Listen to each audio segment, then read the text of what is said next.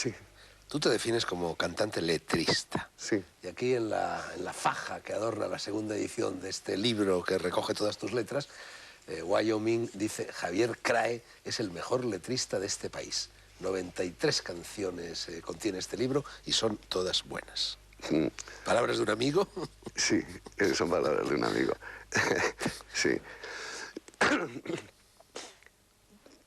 Son singulares. Ya lo de que son todas buenas, pues no lo puedo aceptar. Que son todas singulares, creo que sí. Y luego, pues, ya que vivo de ello, y supongo que vivo no por cómo canto, sino por lo que narro, pues tengo que suponer que algunas estén bien, pero no es posible tener 93 canciones buenas, solo en el caso de Georges Brassens, que tenía más de 90 canciones buenas, o quizá en otros casos también. Pero al fin y al cabo, con que una docena estén bien, ya está bien. ¿Cuál es la semilla de tus letras? ¿Cómo te pones de repente a escribir una letra? ¿Lees una frase en un libro que te gusta o te inspira o te Sí, mueve algo? ¿O oyes que alguien sí. dice o ves una anécdota en la calle? ¿Cómo? ¿La lectura es fuente de muchas de tus letras? Eh, no tanto una frase, sino palabras sueltas. Estoy leyendo algo y veo una palabra y que por algún motivo me deja hipnotizado y digo, tengo que usar esta palabra. Pero no tiene por qué ser una palabra rara, sino que no hubiera caído en la cuenta. La palabra laberinto, por ejemplo. Digo, bueno, pues una canción que salga la palabra laberinto. Entonces, algunas las escribo como juego. Por ejemplo, con ese punto de partida. ¿Y qué digo yo de esto, para meter la palabra laberinto? Otras veces lo que me viene es una frase entera. Por ejemplo, leía un artículo, un ensayo corto de Duby, el historiador, sobre Leonor de Aquitania. Y en un momento dado dice, hay que tener en cuenta que en su tiempo, y durante un siglo más, y quizá dos, dice, del siglo XII al XIV, Leonor de Aquitania era la perversa. Dice que era un pedazo de pan, la buena mujer. Dice que como historiador podía más o menos afirmar que solo estuvo con 2 hombres en toda su vida. Cuando decían perversa se referían a eso. Sin embargo, pasaba por Mesalina. Y me gustó decir la perversa Leonor. Entonces escribí una canción que se llama La perversa Leonor, pero no hablo de Leonor de Aquitania. Yo el otro día cenando contigo, no sé, se me ocurrió citar, vino a cuento, un verso de Rubén Darío que te llamó mucho la atención y que no Sí, recordabas. El verso, creo por cierto que yo en aquel momento no me acordaba de aquel poema que pertenece al celebérrimo poema este de Juventud Divino Tesoro, creo, pero no estoy seguro. En cualquier caso, el verso que yo cité era: plural ha sido la celeste historia de mi corazón.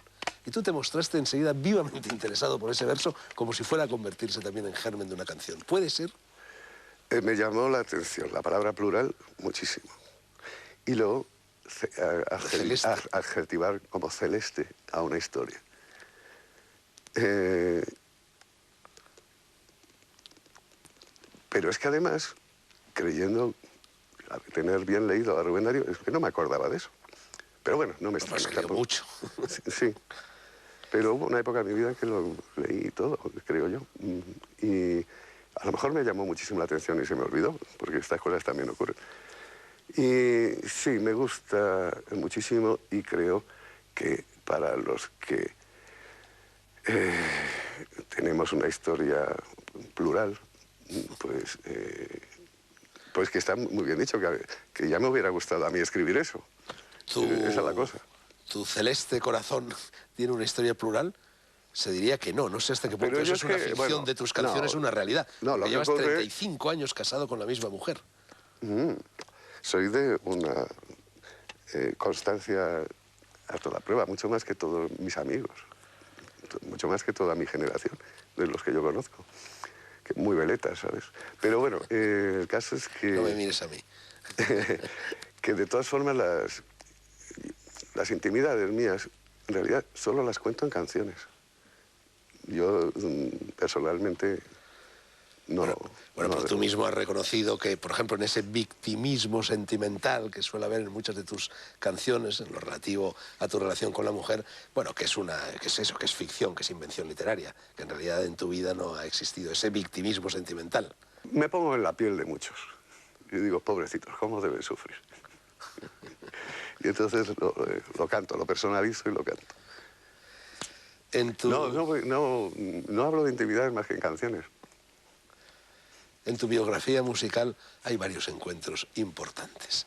Uno es Georges Brassens y otro es Chicho Sánchez Ferrosio, ¿no? Importantísimo. ¿Cuál de los dos llegó antes a tu vida, Brassens o Chicho?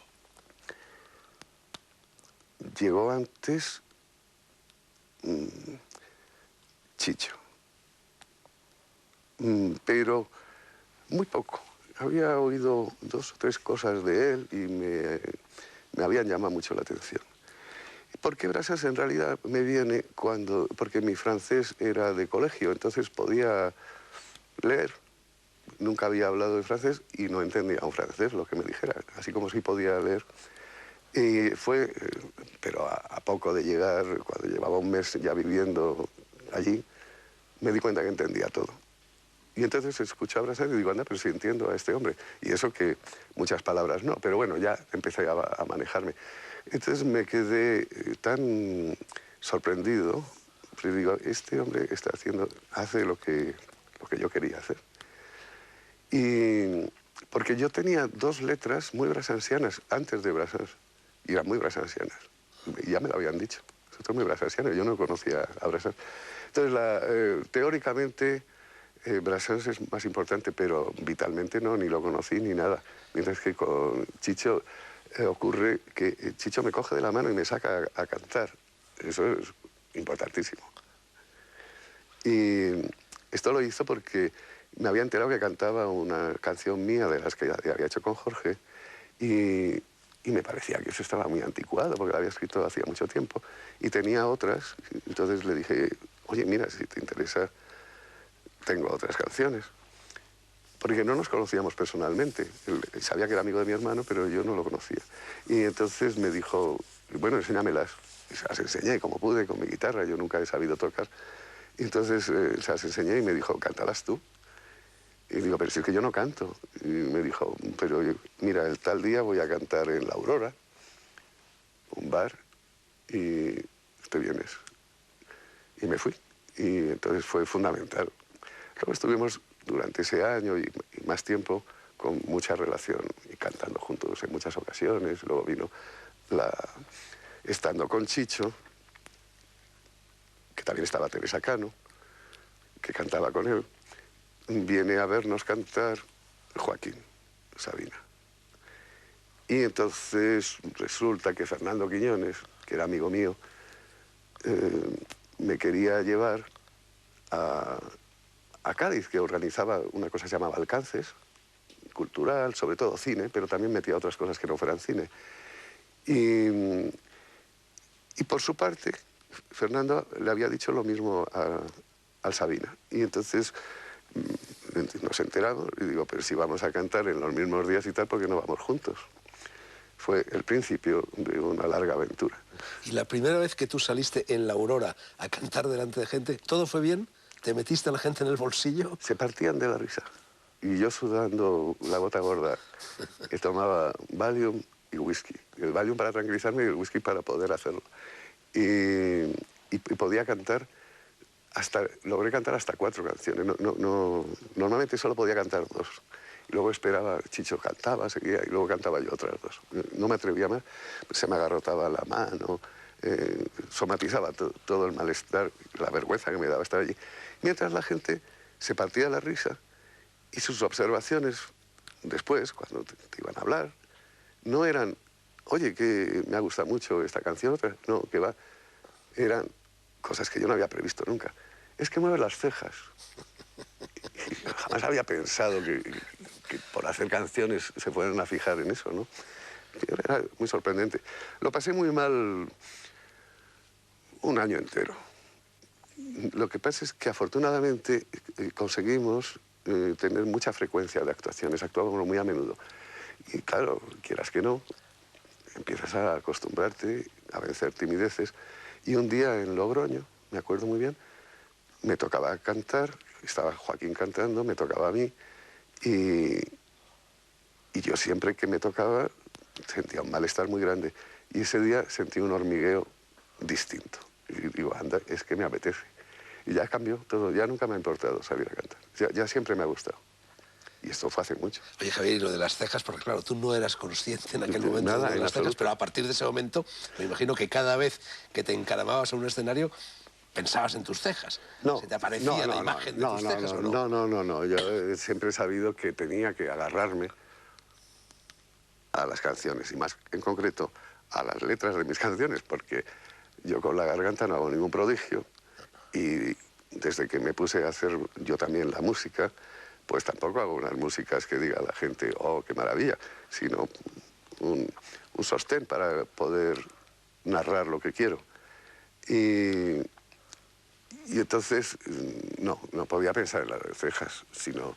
Sí, claro, pensé un poco, hombre, pues si llevo un pantalón que esté bien, o una camisa que esté bien, siempre quedaré mejor. Pero no mucho, ¿eh? No, nunca me he vestido para el escenario, siempre era como fuera, pero sí, me cuidaba un poco, pero no, es muy difícil tener presente todo eso. Me estorbaría para narrar. ¿Tú crees que Sabina se viste para el escenario expresamente? Sí, sí, Se claro. mira ante el espejo, se Sí, coloca las pero sombreras. lo hace mucha gente. Pero, por ejemplo, Aute no. Aute siempre sale, no sé, como tú, con una camisa, con unos No, pantalones perdona, vaqueros. Aute es un marichu, le da el visto bueno antes de salir, y ese aire descuidado que lleve está estudiado. Bueno, no te tomes un Valium porque no tenemos, no te bebas un whisky porque tampoco tenemos, pero sigue fumándote el purito porque llegan los anuncios.